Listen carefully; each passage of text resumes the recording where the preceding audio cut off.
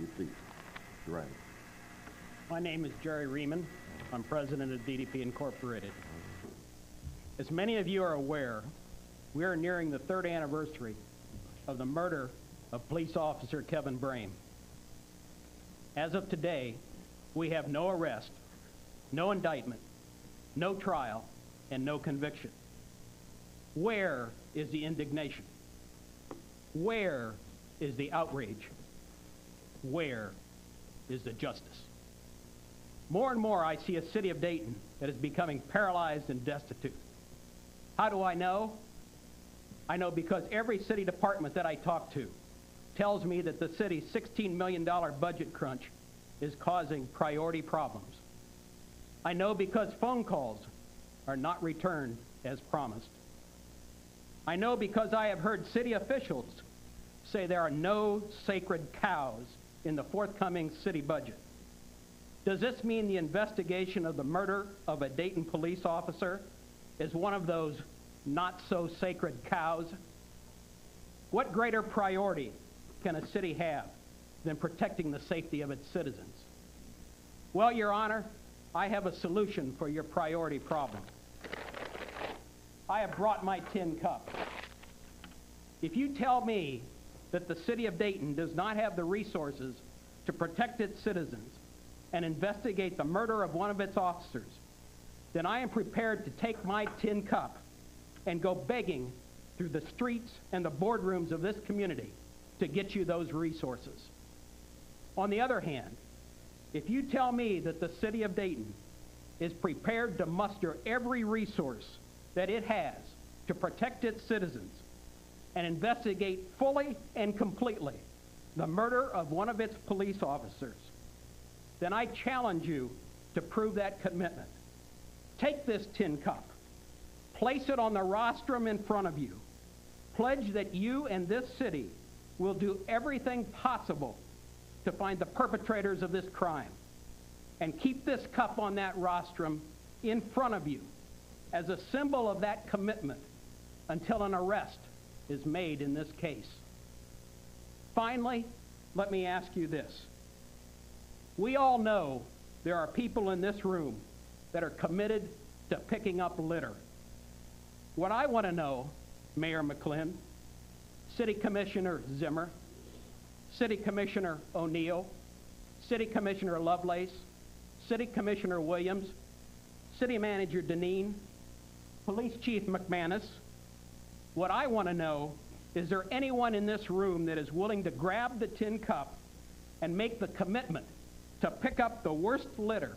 No, pick up the worst garbage of all, a cop killer.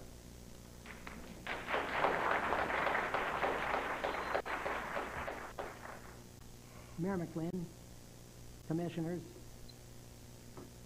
City Manager Deneen. Before I begin, I must say that as a former school board member, I wholeheartedly support and endorse the levy. I have to say that. I can't be here tonight without it. But I'm really here tonight to ask you to give your support and dedicate the resources necessary to solve the murder of police officer Kevin Brame. I know that Kevin was not officially on duty when he was shot from behind in the front yard of his home. However, I understand that being a member of the police department is a 24/7 job. It's unofficially, but it's still a 24/7 job. I sincerely and firmly believe this city has a responsibility to demonstrate determined and serious commitment to solve this crime. I have known Kevin's family, a highly respected family, for 52 years, and that goes back to his grandparents, who had high expectations, a strong Christian faith, and actively participated in the lives and education of their children.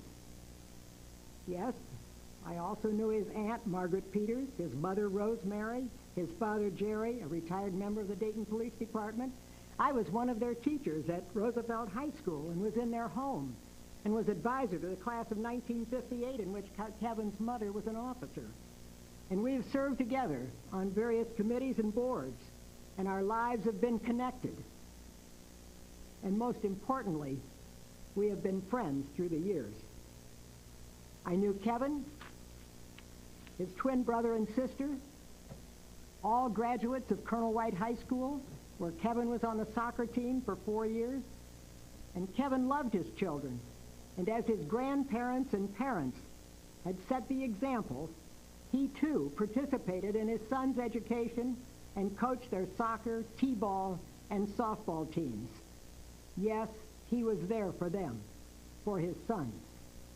And Kevin served his country as a member of the Air Force Reserves in his city for 6 years as a Dayton police officer. This family, I reiterate, a long-time respected Dayton family, has truly suffered, and their lives have been changed forever.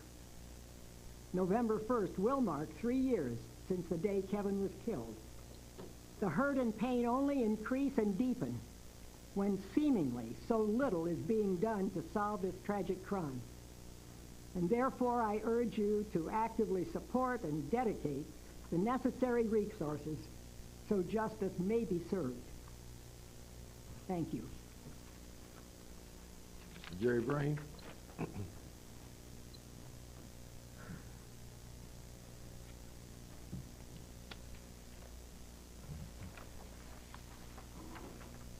Mayor McLean, Commissioners, I'm here to address the Commission regarding the murder of our son, Kevin Brame. Some would prefer I not use that word. Murder. Would like something softer, but it was murder in the most cowardly way. It was an assassination. Think about that, an assassination. This commission is comprised of responsible individuals who have proven themselves by being elected, some more than one term.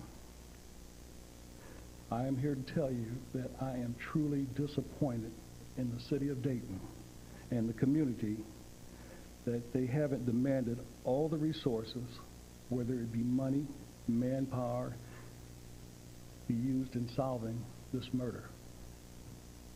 Soon, another one, November 1st, will be here, my birthday and the anniversary of Kevin's murder.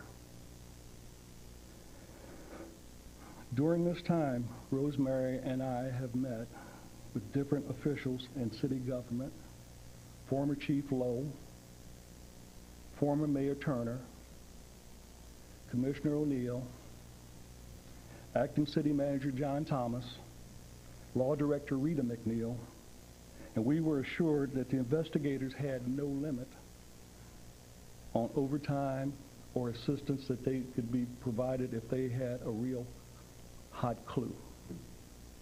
They had the manpower, we were told.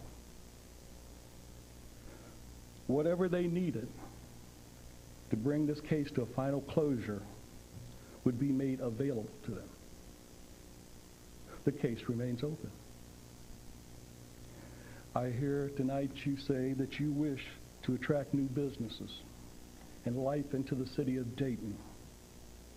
Who would want to relocate their homes or businesses in a location where you do not support the solving the murder of one of your own? Who protects you? You say you want to recruit more police and fire personnel. How can you say that with a straight face when it's going on 3 years for Kevin's unsolved murder?